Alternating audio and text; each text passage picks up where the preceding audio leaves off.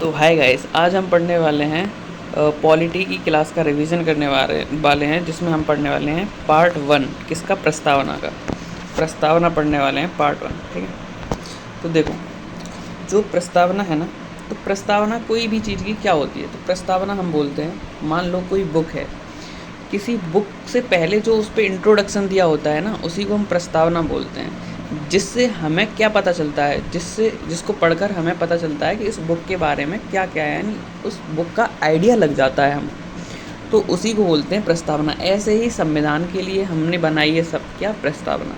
जिससे प्रस्तावना को पढ़ने के बाद हमें पता चल जाता है कि भारत का संविधान कैसे बनाया गया है, ठीक है। तो ऐसे ही यहाँ देखा कि जो, हाँ मम्मी,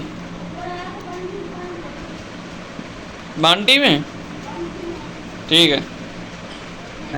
इन्होंने संविधान को इंग्लिश में लिखा हुआ है, और वहीं हिंदी संस्करण किसने लिखा है, तो वसंत कृष्ण वैद ने लिखा है। तुम्हें एक बात पता है, इंग्लिश में प्रस्तावना को प्रियम्बल कहते हैं, लेकिन हिंदी में क्या कहते हैं, उद्देशिका कहते हैं।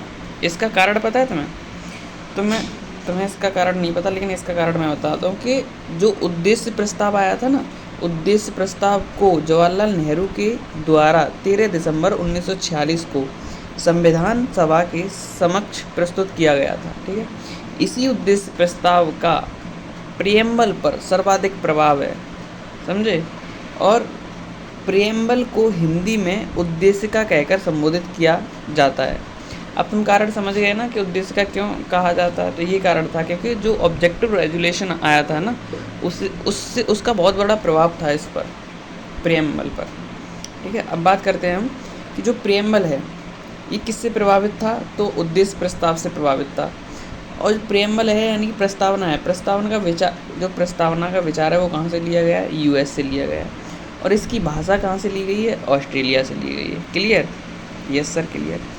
अब देखो, जो प्रस्तावना है तुम्हारी, प्रस्तावना यह भूमिका या आमुख की भांति होती है, वही मैंने बताया तुम्हें। यह संपूर्ण संविधान के दर्शन को सार रूप में व्यक्त करने वाली एक संक्षिप्त अभिव्यक्ति है, ये जो हमें बताती है कि संविधान हमारा कैसा है, ठीक है। क्लियर। अब देखो, जो प्रस्तावना है वो संविधान निर्माण की प्रक्रिया में सबसे बाद में शामिल की गई है, पहले ही संविधान में शामिल नहीं थी, ठीक है। और इसका आइडिया हमने कहाँ से लिया है, यूएस से लिया है। क्लियर। अब देखो, अब बात करते हैं कि जो प्रस्तावना है ये शक्ति का स्रोत है, क्योंकि इसमें स्टार्टिंग ही होती है हम भारत के लोग से, इसलिए ये क्या है, सोर्स ऑफ पावर है।